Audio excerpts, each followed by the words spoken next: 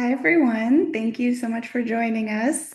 My name is Celeste Wong. I'm super honored and excited to be here today for this online Q&A for all my friends.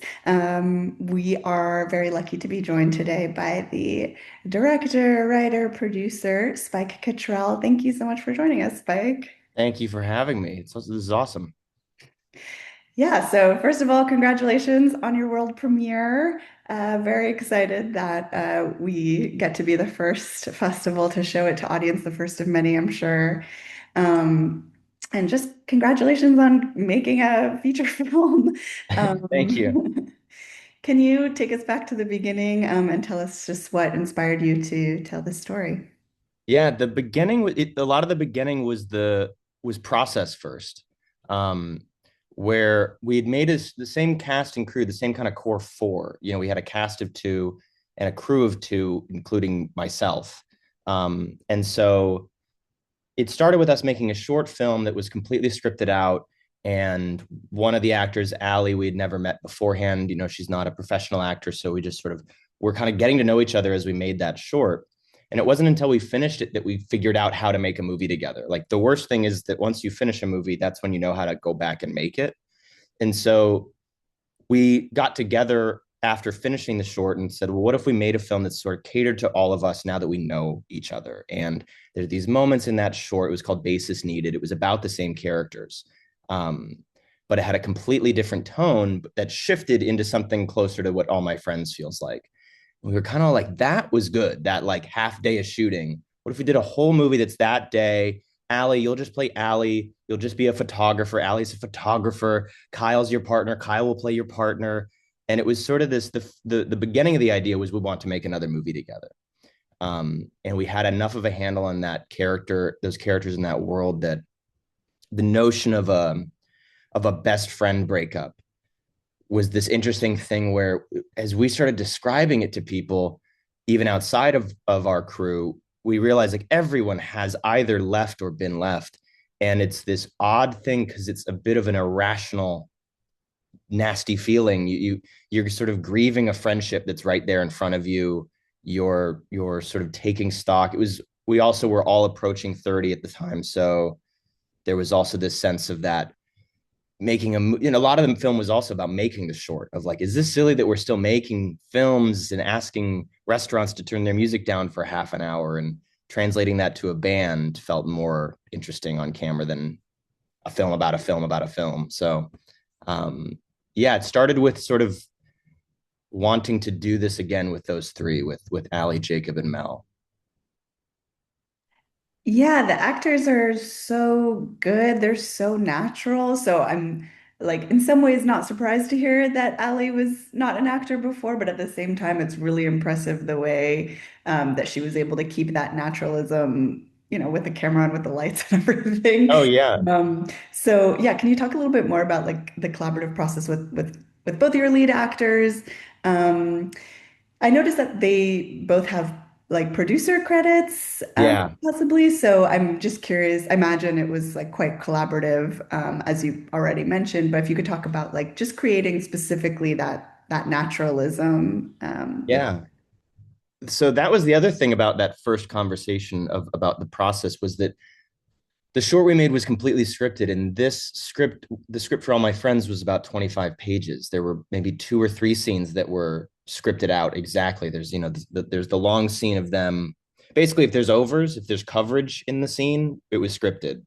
When she's telling him she's moving, when they're on the phone, these are just scenes that practically needed to be scripted. But the other base was that the script would be kind of decided on by us, and by the actors. Is let's not have Allie say anything Allie doesn't feel like she can say naturally. So the script existed in this way that everyone could sound off on, including Mel, who took on the sort of has more credits in the credits than me, in the crew. Um, Everybody was just able to voice their opinion on any given scene in the story. So we worked that out. If we had 2 hours to shoot a scene, we would spend 90 minutes talking about it without a camera on, and then once we kind of have ran through it a bunch of times, it's not improvised in the way that we hit a camera and I made them figure it out. It's more like because we are working with tons of different non-professional actors who have different performance experience, it was just important that no one has to remember anything. If we can just get them so internalizing what the scene is about and what they're doing, then not so much that they act at each other, but they can kind of just take care of themselves and the scene. And then we figure out, well, where does the camera go now to make a movie out of that? Because that process we were aware kind of resembles sort of that mumblecore era. We are aware the movie is mostly taking place in studio apartments with people being looking at each other quite sad. So I was conscious of often mumblecore occasionally would feel underdirected or that the camera was this sort of just capture device. So the idea of figuring out the scene through improv and then bringing a really specific camera placement or camera setup and then shooting most scenes in one shot allowed us to not have to match an improv to some piece of script. As we would figure out a scene, I'd start to hover around and place a light and go, Allie, I'm sorry, this whole scene's going to take place on you. I'm not even going to turn around. And so, which then informs what the performance needs to be. So it was really fluid. I mean, we were rewriting it for the whole year we were shooting. The ending was not the scripted ending. The opening was not the scripted opening.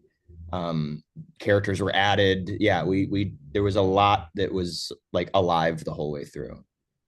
We were removing lines in this last on the last day of the sound mix. Like this, Trevor, our sound designer, pitched ideas that we went with. So it was great. Oh, wow. Yeah, that's really cool. Cool to hear how collaborative that was. Was the ending like drastically different before or just like a specific? No, it was the ending was the ending actually is in the movie. It's Kyle reading the letter. Um, Uh, but I think it's two things. One, it just made sense that we should see them together again somehow, even if it's just him talking to her through the phone. yeah. That's also why we included that shot of them at the train station right before there. So I just wanted to see them again because they're so apart for these kind of odd scenes after she moves. Um, that it felt like we wanted one more thing with the two of them. We really liked that Kyle delivers that speech and not either of them, but the ending should be theirs. And we have this is such a non-pretentious quote, I guess, or maybe, but like our crew loves Moneyball. You know how like any shoot, a few movies or a few references become so inside jokey, and we're like, it's kind of the Moneyball ending if we just end with like someone saying "I miss you" and then singing a song or something like. So we were psyched to rip off Moneyball whenever we could. But it was more so just allowing the movie to end with the two of them and not Kyle and Allie. Yeah, yeah, totally. And I'm glad you brought up, I don't want to skip over the sort of intentional camera work and look of the film because it looks so beautiful. Thank And you. for a film that's a pretty micro budget indie film, the look did strike me as being really intentional and really carefully crafted, from the aspect ratio to the lighting. And so, yeah, I wonder if you could speak a little bit more to like the specific inspiration behind the look of it and what you wanted to convey. Yeah, thank you for that. That was something we were really specific about. There's one scene of handheld and one shot where we tilt and they irritate me so much. We really loved the idea of locking a camera off and a movie that's technically oneers, but none of them feel showy. None of them are meant. I feel like maybe there's a couple later ones that feel a little more obvious how long we're sitting with it, but um yeah, we lit it. So I was the cinematographer, and along with Mel, we were really careful to match. Our biggest visual reference was this film called Girlfriends, Claudia Wales film from the '70s. So even down to our film emulation, which is not meant to make you think we shot on film, I just wanted it to look like Girlfriends. There's that sort of look of a movie that feels cheap but really overqualified. And so the best way we could do that was not with camera movement. The best way we could do that was not with wide shots. Even the aspect ratio was practical measure of our budget that is not discussed in, I think, a lot, which is that 4:3, you don't have to pay for more of the shot.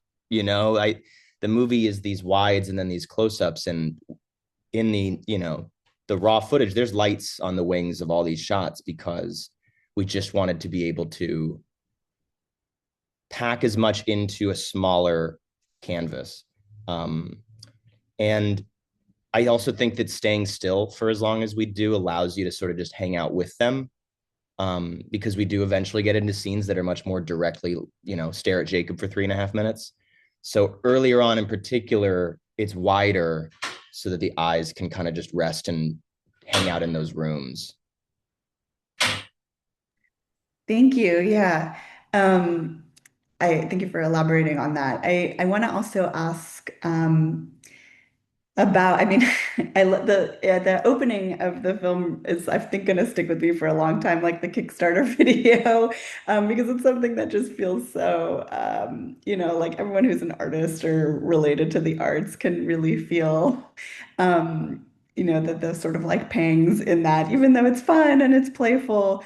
Um, that's another aspect of their relationship that's not just the friendship aspect. They're collaborative partners in their creative pursuit. And I wonder if you could go a little bit more into that part of the story, how they kind of, you know, she's moving for this other job, and what does that mean for their band.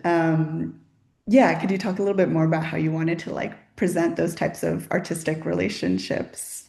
Yeah, I mean, the the constant thread that I thought we'd lost, but I rewatched it. That's through there is this idea of a generation that's sort of making content, but not quite a younger generation that sort of knows to do it to get sponsored by Coca-Cola. Like, there's this sort of late millennial, early '90s generation that just kind of makes stuff. And it's a little, and so there's the vulnerability of, if you've ever seen someone making content from across the street, it's horrifyingly embarrassing.